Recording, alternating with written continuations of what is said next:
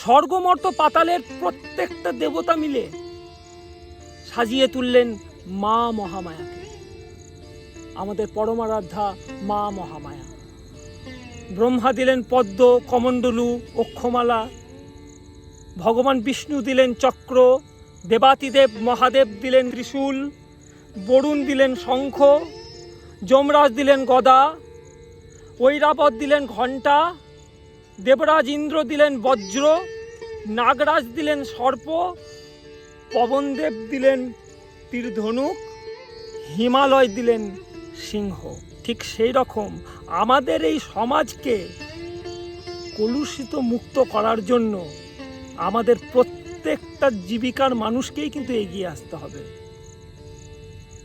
বিজ্ঞানী, চিকিৎসক, ইঞ্জিনিয়ার, গায়ক, গায়িকা, শিক্ষক, শিক্ষিকা, অভিনেতা, অভিনেত্রী, প্রত্যেককে এগিয়ে আসতে হবে। নইলে কিন্তু আমরা আমাদের এই সমাজকে কিন্তু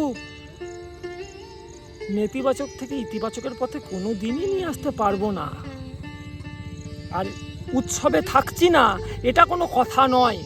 আমাদের বাঙালিদের রক্তে আছে উৎসব। আমরা যেমন উৎসব করতে পারি, আমাদের যেমন 12 মাসে 13 পার্বণ হয়, ঠিক তেমনই আমরা কিন্তু প্রতিবাদও করতে পারি, এটা ভুলে গেলে চলবে না। তাই উৎসবকে সঙ্গে নিয়েই প্রতিবাদও জারি থাকবে, জারি আছে, জারি থাকবে। আমরা কিন্তু ভুলিনি, আর এতে তো অসুবিধা কিছু নেই।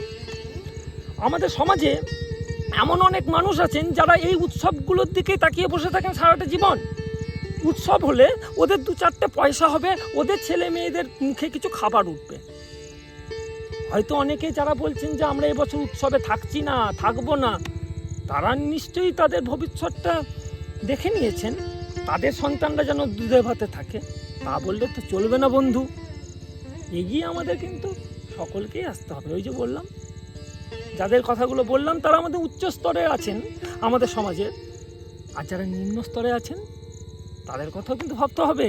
বিবেকানন্দ বলেছেন স্বাধীনতা আসবে তাদের হাত ধরে, আমাদের এই সমাজ এগিয়ে আসবে কিন্তু তাদেরই হাত ধরে। ভুলে গেলে চলবে না বন্ধু। উৎসবে আছি, প্রতিবাদেও আছি। মা দুর্গা আমাদের সহায় হন। জয় মা দুর্গা।